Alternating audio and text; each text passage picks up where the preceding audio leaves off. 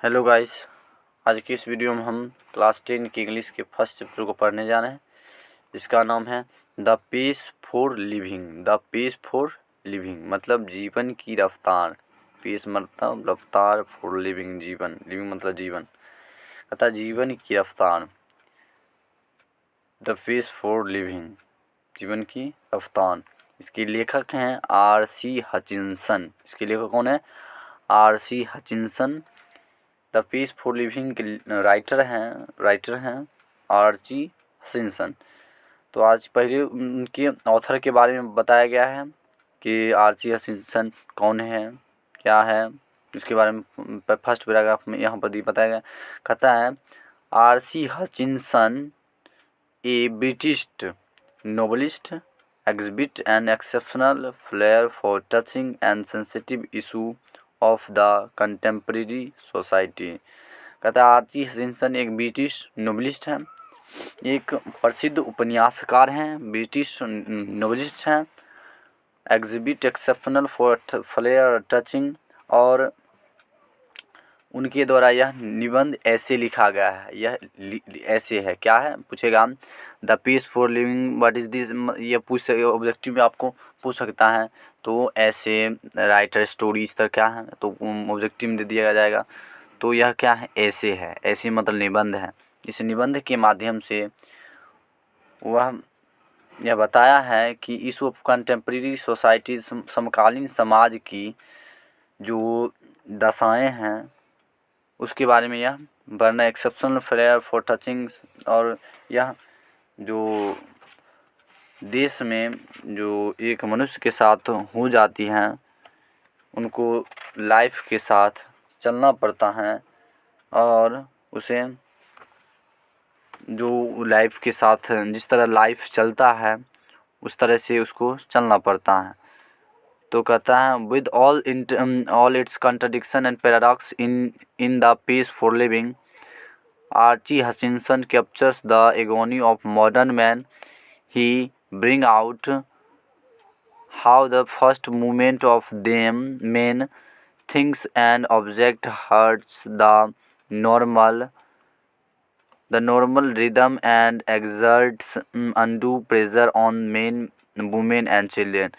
कहता इसमें यह द पेस फॉर जीवन की रफ्तार में उसने एक captures of agony of modern man, एक मॉडर्न मैन के, एक आधुनिक आदमी के बारे में यह बताया गया है। उसके बारे में यह निबंध दिया गया है। उनकी यात्राओं की किस तरह से वह बढ़े उसके बारे में यह वर्णन किया गया है, जिसे जीवन में आई तेज गति का सामना करना पड़ रहा है, और विभिन्न चीज़ों की तेज़ रफ्तार ने उनके शांत आम जीवन के लिए लय को बिगाड़ दिया गया, और जिसके कारण उसके ऊपर अनावश्यक दबाव आ रहा है। तो उसके बावजूद यह हटकर कुछ इस तरह से बताया गया, रिदम में प्रेजर मैन और वीमेन और चिल्ड्रेन, और महिला और पुरुषों के बारे में यह क्या किया है, रिदम्स मूवमेंट, क्षण पल को, मूवमेंट मतलब क्षण पल को बताया गया है। जैसे ब्रिंग आउट द हाउस, वही है। तो हम इस चैप्टर को स्टार्ट करते हैं। इस चैप्टर को क्या करते हैं, हम स्टार्ट करते हैं। तो कह रहा है, देखिए यहाँ पर लिखा हुआ, आई saw a play in Dublin. मैंने एक नाटक देखा डबलिन में। कहता है कुछ समय पहले, सम ईयर अगोज। कहता I saw a play in Dublin not long ago in which the chief character was an elderly corn merchant in a small Irish country town. तो कहता है I saw play in Dublin not long ago in which the chief character was an elderly corn merchant in a small Irish country town। कहता कुछ समय पहले मैं Dublin में नाटक देखा। कहता है यहाँ लेखक, मैंने कुछ समय पहले मैंने डबलिन में क्या देखा, एक नाटक देखा। उसका मुख्य पात्र, एक चीफ कैरेक्टर मुख्य पात्र, उसका एल्डरली कॉर्नमेटेड एक उम्रदराज बूढ़ा मक्का व्यापारी था, an small Irish country town, और वह आयरिश कंट्री टाउन, वह आयरिश में मक्का का व्यापार करता था।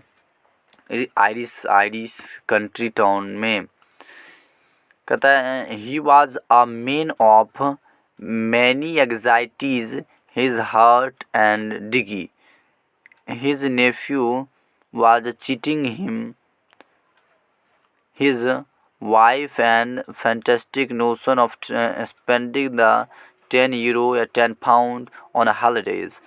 कहता है उसका he was a man of many anxieties, he was a man of many anxieties, उसकी बहुत सारी चिंताएं थी। he was a man of many anxieties, उनकी बहुत सारी चिंताएं थी। वे कमज़ोर दिल वाले थे। वह कहते हैं his hearts, उसका जो उसका दिल था वो कमज़ोर, dicky heart was a dicky, his heart was dicky, उसका कमज़ोर दिल वाला था। और उसको ऊपर से उसका जो हिज नेफ्यू उसका चीटिंग कर रहा था, ठगता था। His Neiphiu was cheating him, उसका जो भतीजा था, भांजा, उसको वह ठग रहा था। उसका जो भतीजा था उसको क्या था, उसको धोखा दे रहा था, ठग रहा था। और his wife had a fantastic notion of spending a 10 euro on a holiday, और उसकी पत्नी जो हॉलीडे के लिए, छुट्टी के लिए 10 पाउंड 10 यूरो मांगता है, रुपया एक छुट्टी में खर्च करती है। वह एक छुट्टी में या हॉलीडे में वह खर्च कर देती है, स्पेंडिंग और 10 यूरोज हॉलीडेज, और वह उसका जो पत्नी है वह ख़त्म कर देती है रुपया। Altogether, the pace of life was getting too much for him, and in a moment of despair, he uttered a great cry from the heart। और वह ये सब देखकर altogether उसका जो जीवन बहुत तेज चल रहा था। कहता है all together the pace of life getting too so much of him, उसका जो लाइफ था, उसका जो जीवन था वो बहुत तेज चल रहा था। And the moment of despair that attract a great cry from heart, और दुख के एक क्षण में वह खुशी से चिल्ला उठता है। और उसने दुखी के despair the attract a great cry from the heart, और वह उस दुखी के कारण वो इतना ज़ोर से चिल्लाया, तो बोलता है, उसके मुंह से निकलता है, they tell me there is an airplane now that goes at 100 miles an hour, now that's too fast. कहता है they tell me now that's a plane now that's fast. तो कहता है वह अब एक जहाज़ है जो कि 100 माइल्स की 1000 प्रति घंटे की चाल से चलता है। 1000 प्रति घंटे से क्या कर रहा है, चलता है। वो ये ज़्यादा काफ़ी नहीं हो गया, ये काफ़ी ज़्यादा नहीं हो गया। नाउ जस्ट फास्ट, कहता है यह कुछ काफ़ी ज़्यादा हो गया। अब जो जहाज़ है वह 100 माइल्स की ओर चलता है, तो ये कह रहा है ये ज़्यादा नहीं होता है। तो वह कह रहा है कि यह कुछ ज़्यादा नहीं हो रहा। तो वो कहता है उसके बाद, for me that was the most enchanting line in the play, और वह उस लेखक को यह लाइन जो enchanting line, so interesting line, उसको अच्छा लगा, बहुत ही प्रभावशाली रहा, अच्छा लगा, बहुत ही अच्छा लगा। मोस्ट एन्चेंटिंग लाइन, यह जो लाइन बोला था उसको यह अच्छा लगा था। कहता है the means complain was so grossly irrelevant to his own situation and besides। कहता है उस व्यक्ति को उस बात की जीवन की विपरीत और मजाकिये ढंग से उनकी जो जीवन के पीछे complaint for the grossly irrelevant for पीछे वाली सिचुएशन, कंडीशन को, स्थिति को बताते हुए व्यक्ति की बात उसी के जीवन की विपरीत थी, और ये मजाकिये तो भी था। मज़ा के भी लग रहा था।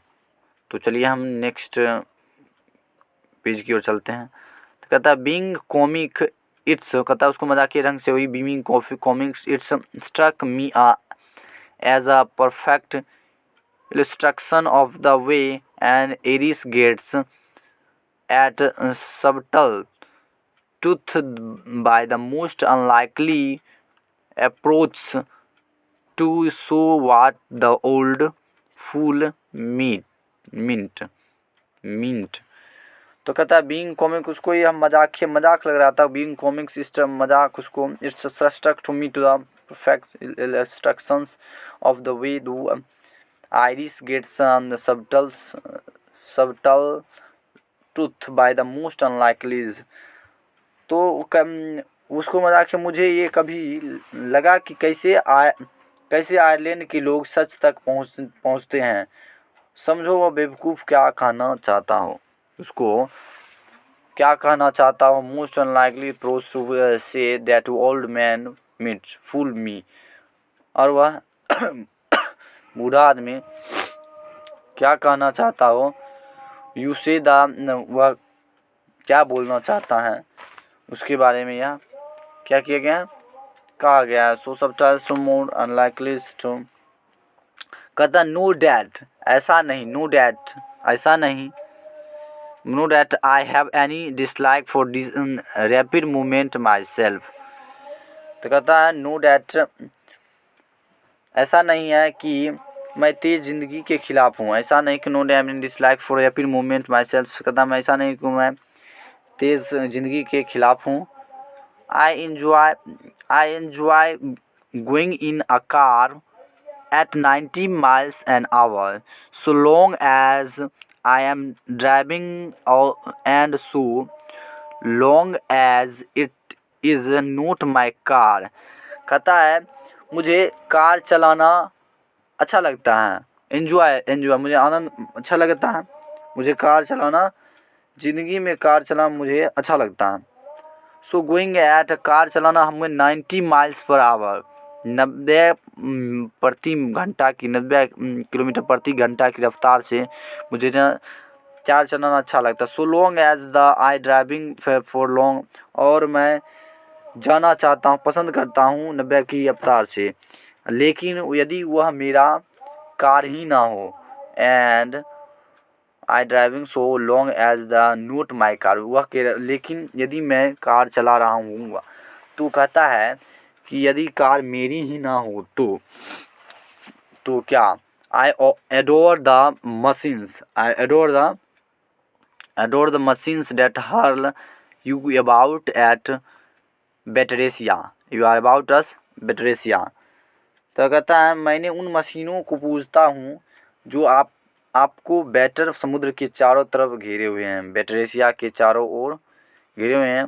To dine and in London and lunch in New York day seems to meet a most satisfactory experience. कहता है मुझे डाइन इन लंदन, मुझे दोपहर का भोजन, रात का भोजन, डाइन में तो रात होता है, रात का भोजन। तो कहता डाइन इन लंदन, रात का भोजन लंदन में। टू लंच इन न्यूयॉर्क, और लंच इन न्यूयॉर्क मतलब दोपहर का भोजन न्यूयॉर्क में। नेक्स्ट डे सीम्स, खाना अच्छा लगता है।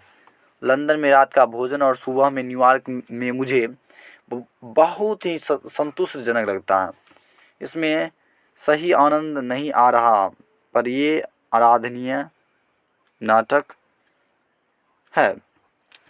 तो कहता है New York experience I admit in excludes all the real pleasure of travel, the sort of fun you get from a country bus in some rest or Spain, but it is gives you a superficial sense of drama.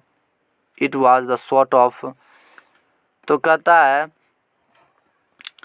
I admit, मैं स्वीकार करता हूँ, I admit, उसी प्रकार जो मैं स्वीकार करता हूँ, I admit so include excludes all the real pleasure of travel। Real यात्रा करने में, वास्तविक यात्रा करने में इसमें यात्रा का सही आनंद नहीं आ रहा, पर ये एक राधे नाटक का